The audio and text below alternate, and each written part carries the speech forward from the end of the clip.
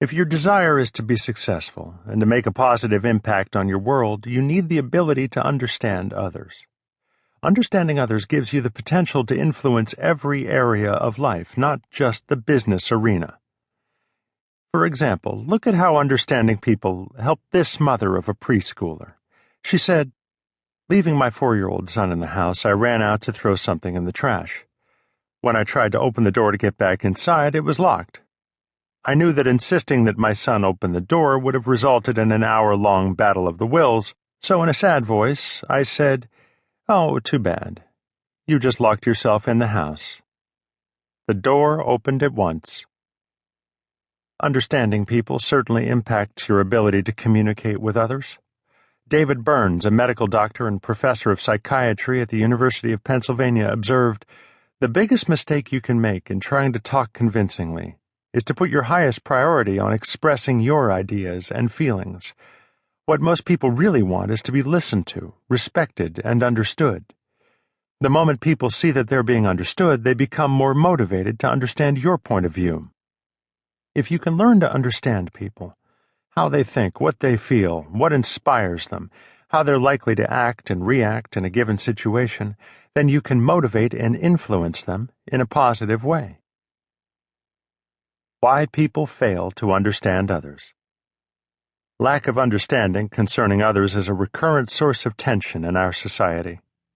I once heard an attorney say, "Half of all the controversies and conflicts that arise among people are caused not by differences of opinion or an inability to agree, but by the lack of understanding of one another."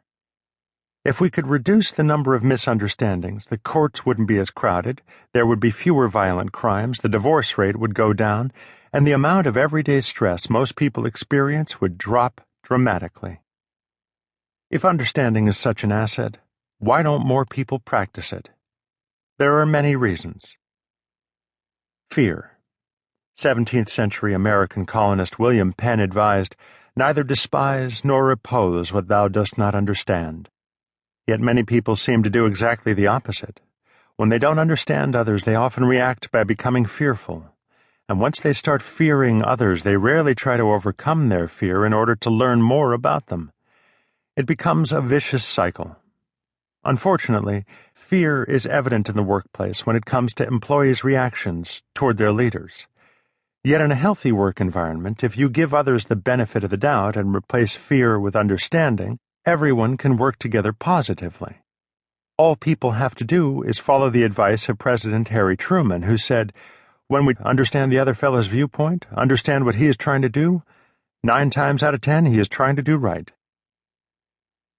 Self-centeredness. When fear isn't a stumbling block, self-centeredness often is.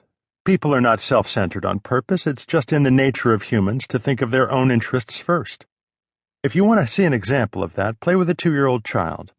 He naturally chooses the best toys for himself and insists on his own way. One way to overcome our natural self-centeredness is to try to see things from other people's perspectives. Talking to a group of salespeople, Art Mortell, author of World-Class Selling, shared this experience. "Whenever I'm losing at chess, I consistently get up and stand behind my opponent and see the board from his side. Then I discover the stupid moves I've made because I can see it from his viewpoint. The salesperson's challenge is to see the world from the prospect's viewpoint. That's the challenge for every one of us, no matter what our profession. The following quote reminds us of what our priorities should be when dealing with other people.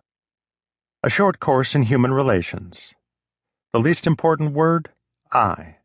The most important word, we.